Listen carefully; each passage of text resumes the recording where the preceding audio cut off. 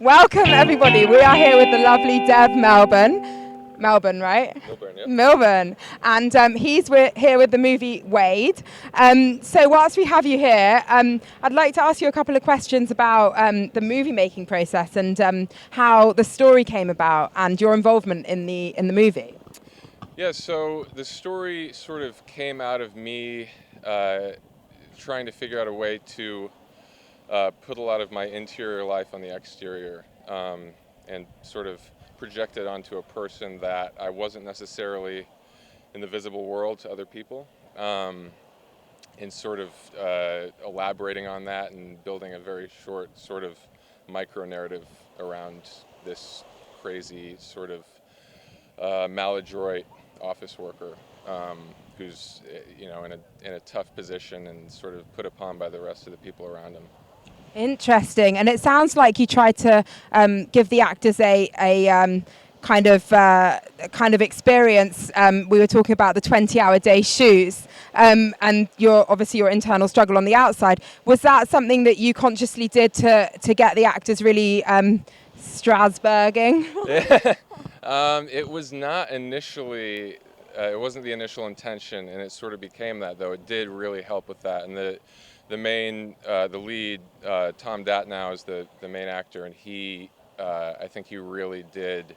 It had that effect for him, and it helped him get in the role even more so. He's great at sort of getting in a role and staying in that character throughout a production, but it did not hurt, and it didn't hurt for the crew either, because it sort of gives you that sort of delirious adrenaline that you don't necessarily get when you have a bigger budget and you're working shorter hours, depending on how much people are getting paid, which most people weren't very much. So yeah, I think it did contribute to that.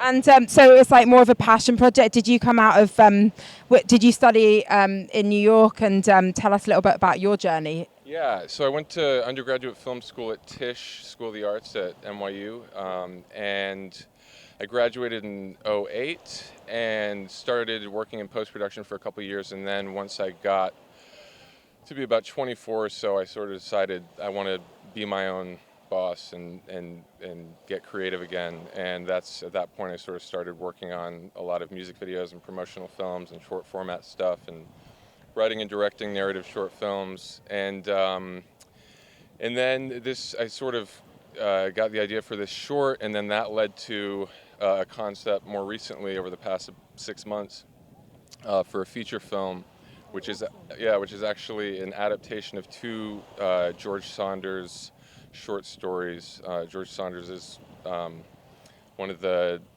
better known short story writers of America right now, and he's been sort of supervising my developing and drafting this feature script, which is sort of thematically linked to Wade, the short, but not so much literally.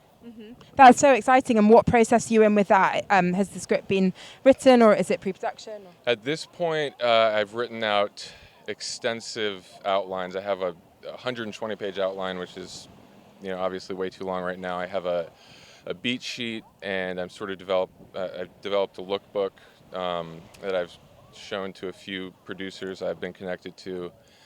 And right now I'm sort of we're drafting it, and I'm sending him whatever beat sheets and notes I have on what I've come up with, and then he's giving me notes back so it's very interactive right now.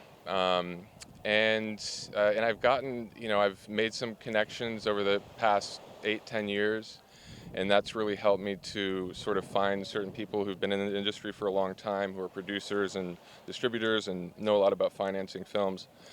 And they've been really helpful in sort of skimming the fat of the script itself and anticipating budgetary requirements and story pitfalls and stuff like that. Yeah, that's really, really important, especially if you have something big that you want to do and you only have a small budget, then you have to know at that stage that you only want to maybe not do that scene. But do you think you'll be using Tom again in your movie? Yeah, we talked about it briefly. Right now, I have a couple people in mind who are a little more visible in the mainstream, only because I've had them in my mind for a long time, even before Wade, and because I want it to have some visibility that maybe it wouldn't have otherwise. Yeah. But I have talked to Tom about possibly playing a role, the role of a raccoon murdering coworker, to give you a little sort of Awesome. seemingly irrelevant snippet. Well, you heard it here first. Right. But yeah, I'd love to work with him again. I think he's an incredible actor and really someone who he's had a tough time staying in the States and getting a permanent working visa, which is unfortunate. But despite that, he's had so many close calls and great opportunities. And yeah, I really hope that we can work together again. I saw him playing the lead at Juilliard, and he was fantastic. And yeah.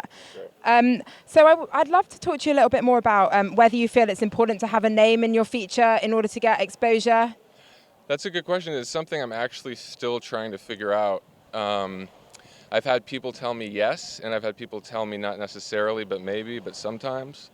Part of the reason that I wouldn't have Tom is because the lead of this film would have to be slightly overweight, or possibly a little more than slightly overweight, and I had some slightly overweight character actors in mind. Yeah. But I don't know that that's true, and I think that in certain cases it probably doesn't matter, and in other cases it probably also depends on the story and what type of genre the film is, and who you're trying to appeal to. Yeah. And yeah, and what the budget is, obviously. Yeah. But I think there have been plenty of great films. I know Blue Ruin was a great film that came out, I believe, in 2014, that had somewhat of a no-name. And there have been plenty of others, Raising Victor Vargas, and then there have been a lot of others where they sort of used talent that were slightly recognizable from other indie features. Yeah. But that's a good question. I'm still trying to get to the bottom of that a bit. Yeah. And if you could sort of coin your style in like maybe 2 sentences, what would you say like your main kind of genre, unique selling point is in the industry? I'd say black comedy thriller. Lovely. with a touch of an absurdist edge. Yeah. So quite New York-ish, like there's. Yeah. The New York landscape sort of helps with that. Yeah. For sure. So we're seeing a lot of helicopters. I just want to know, like, because obviously that's like a massive part of the Cannes Film Festival, the glamour and the glitz. Yeah. What's your experience been about being here first time at Cannes? What's your opinion? Yeah. I think everything is brand spanking new for me. This is my first time. And so when I see people coming in on helicopters, and I was talking to my fiance, her cousin is financing a film here, and he was talking about taking a trip to Saint Tropez on an Uber helicopter, which I didn't know was available. Glam. And there are a lot of other sort of new fancy glitzy things, and people, and it's just in general it's just beautiful to look at. Whether it's just looking out at the pavilions with the sun bouncing off the white pointy tents, or just walking along and seeing all the people and all the beautiful artists and lovers of art.